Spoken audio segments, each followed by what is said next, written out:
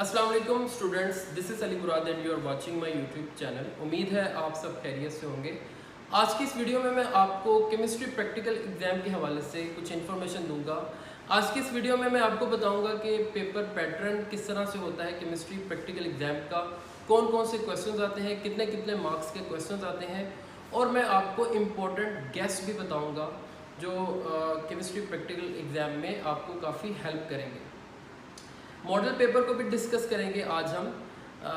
Past papers को देखेंगे कि पास्ट पेपर्स में किस तरह के क्वेश्चंस आ चुके हैं, और पूरा एक पेपर जो है वो मैं आपको दिखाऊंगा केमिस्ट्री प्रैक्टिकल एग्ज़ाम का।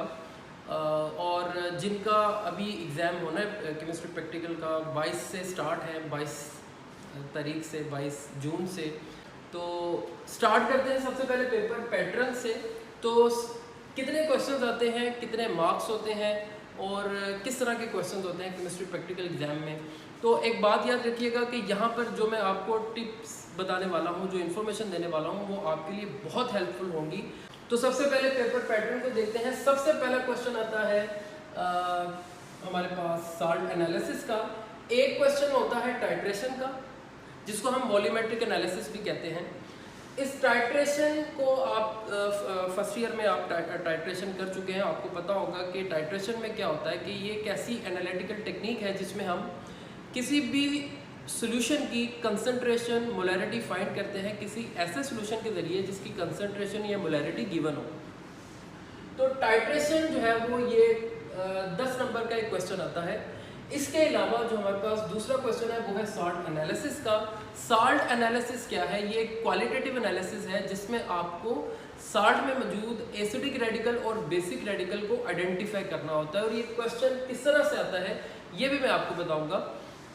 तीसरा जो क्वेश्चन है वो है बेसिक टेक्निक्स। इसको भी हम डिस्कस करते हैं कि बेसिक टेक्निक्स कौन कौन सी आपको एग्जाम में आ सकती हैं।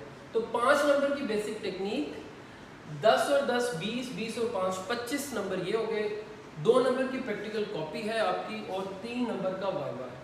अब हम बात करते हैं कि ये क्वेश्चंस किस तरह से आते हैं। इससे भी पहले मैं आपको ये बताना चाहूँगा कि ये जो बेसिक टेक्निक्स हैं ये कौन कौन सी आपको प्रिपेयर करनी है प्रैक्टिकल एग्जाम के हवाले से। तो यहाँ पर आ जाते हैं जी, बेसिक टेक्निक्स हैं। सिर्फ इन्हीं में से कोई एक टेक्निक आपसे पूछी जाएगी। या तो बेसिक टेक्निक में आपको क्वेश्चन आ सकता है प्रिपरेशंस का।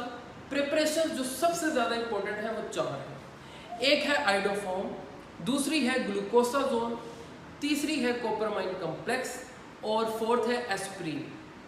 तो इसको नोट कर लें, ये आपको काफ़ी हेल्प करेगी। मैं दोबारा से रिवाइज कर देता हूँ। टोटल 4 प्रिपरेशन हैं जो कि मोस्ट इंपॉर्टेंट है: ग्लूकोसाजोन, आइडोफॉर्म, कोपरमाइन कॉम्प्लेक्स एंड एस्प्रीन। अगर तो प्रिपरेशन आएगी, अदरवाइज फिर आपको फंक्शनल ग्रुप आ सकता है। फंक्शनल ग्रुप हमारे पास 3 होते हैं। एक है एल्डिहाइड, एक है कार्बोक्सिलिक और एक है फेनॉल, जो आपके प्रैक्टिकल एग्जाम के सिलेबस में मौजूद है। तो ये 3 फंक्शनल ग्रुप्स हैं जिसकी आपको टेस्ट बताने होंगे, डिटेक्शन करनी होगी। या तो फेनॉल हो सकता है, या फिर एल्डिहाइड हो सकता है, या फिर कार्बोक्सिलिक एसिड ग्रुप हो सकता है। तो या तो प्रिपरेशन आ सकती है, या फिर फंक्शनल ग्रुप, या फिर डिटेक्शन ऑफ एलिमेंट्स जैसे कि नाइट्रोजन या सल्फर।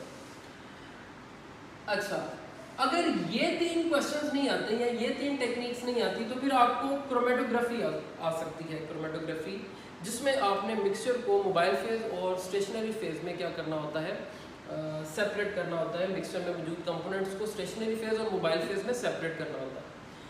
या फिर आपको क्रिस्टलाइजेशन आ सकती है जिसमें आपको बेंजोइक एसिड के क्रिस्टल्स बनाने होंगे। या फिर कॉमन आयन इफेक्ट आ सकता है। बहुत ही सिंपल टेक्निक है ये। इसके अलावा हीट ऑफ न्यूट्रलाइजेशन, ये क्वेश्चन आ सकता है जिसमें आपको एसिड और बेस को रिएक्ट करवा के एसिड और बेस के रिएक्शन में जो हीट रिलीज होती है न्यूट्रलाइजेशन रिएक्शन में, उसको मेजर करना होगा। तो लास्ट क्वेश्चन है हीट ऑफ न्यूट्रलाइजेशन, या आपको ये टेक्निक आ सकती है। तो ये जो तीसरा क्वेश्चन है बेसिक टेक्निक्स का, प्रिपरेशन हो सकती है, फंक्शनल ग्रुप हो सकता है, डिटेक्शन ऑफ एलिमेंट्स हो सकता है, क्रोमेटोग्राफी हो सकती है, क्रिस्टलाइजेशन, कॉमन आयन इफेक्ट या हीट ऑफ न्यूट्रलाइजेशन। तो बेसिक टेक्निक्स का जो क्वेश्चन है वो इनमें से आ सकता है। तो अब हम चलते हैं पास्ट पेपर की तरफ, जो कि ये एक पास्ट पेपर मेरे पास मौजूद है जिससे आपको काफ़ी हेल्प हो जाएगी कि टिपिकल का पेपर आता है। तो सबसे पहला क्वेश्चन, ये एक पास्ट पेपर है मेरे पास। पहला क्वेश्चन है identify given salt A by dry and wet test. अब आपको एक साल्ट दिया जाएगा, कोई सा भी आपको साल्ट दिया जाएगा और पूछा जाएगा कि आप उसको आइडेंटिफाई करें ड्राई टेस्ट से और वेट टेस्ट से। तो आपको क्या करना होगा कि आपको साल्ट में मौजूद एसिडिक रेडिकल्स को और बेसिक रेडिकल को आइडेंटिफाई करना है ड्राई टेस्ट से और वेट टेस्ट से। कुछ इम्पोर्टेंट मैं आपको बता देता हूँ जो मोस्ट इम्पोर्टेंट है हमारे पास, जो लास्ट ईयर आईपी थे।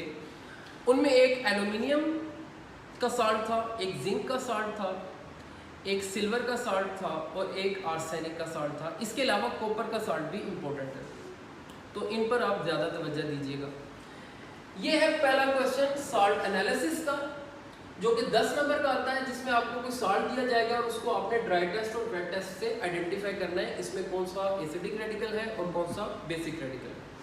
इसके अलावा जो दूसरा क्वेश्चन है वो टाइट्रेशन का है, ये भी 10 मार्क्स का है। क्वेश्चन ये है the given solution contain 2.5 gram impure baking soda dissolved per decimeter cube, calculate percentage purity।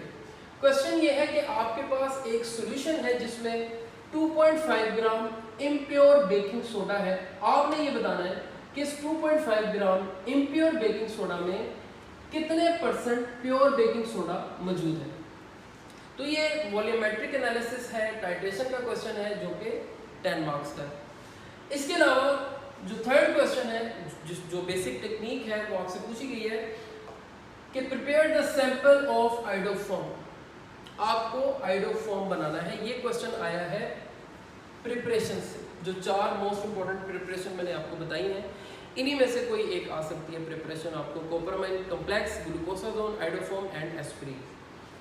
और फोर्थ क्वेश्चन है प्रैक्टिकल कॉपी जो आपको चेक करवानी है। और क्वेश्चन नंबर 5 है वाइवा। और वाइवा से रिलेटेड मैं आपको बता देता हूँ कि आपको क्या क्या प्रिपेयर करना है। आपको टाइट्रेशन के क्वेश्चंस जो आपकी प्रैक्टिकल नोटबुक में दिए गए हैं उनको आप एक बार देख लें। टाइट्रेंट क्या होता है, टाइट्रेट क्या होता है, मोलैरिटी क्या होती है, मोलैलिटी क्या होती है, स्टैंडर्ड सॉल्यूशन क्या होता है। इसके अलावा आपको सॉल्ट एनालिसिस से रिलेटेड आपको ये याद रखने हैं वाइवा क्वेश्चंस के लिए। ये कुछ क्वेश्चंस मैं आपको बताने जा रहा हूँ।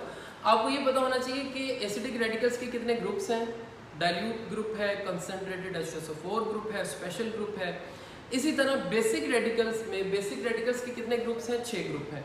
और उनको याद रखने के मेथड भी मैंने आपको कुछ स्टूडेंट्स को बता दिए हैं। अगर नहीं बताए तो उसकी मैं एक अलग से वीडियो बना के आपसे शेयर कर दूँगा और उसको आप देख लीजिएगा कि जो बेसिक रेडिकल्स हैं उसके 6 ग्रुप्स, उनको याद रखने का तरीकाकार क्या है। तो इसके अलावा आपको सिल्वर मिरर टेस्ट का पता होना चाहिए, फैनिंग सोल्यूशन टेस्ट क्या है, बेनेडिक्ट सोल्यूशन टेस्ट क्या है, फेनोल की डिटेक्शन के लिए कौन कौन से टेस्ट हैं, ये सारे वाइवा क्वेश्चंस हैं। और जो टेस्ट बाय नेम है जैसे कि रिंग टेस्ट है, लेयर टेस्ट है, इसके अलावा पाम टेस्ट है जो नेम से है, क्रोमाइल क्लोराइड टेस्ट है, ये टेस्ट आपकी फिंगर टिप्स पे होने चाहिए। और ये आपसे ज़्यादा 90% चांसेस हैं कि आपसे वाइवा में यही टेस्ट पूछे जाएंगे।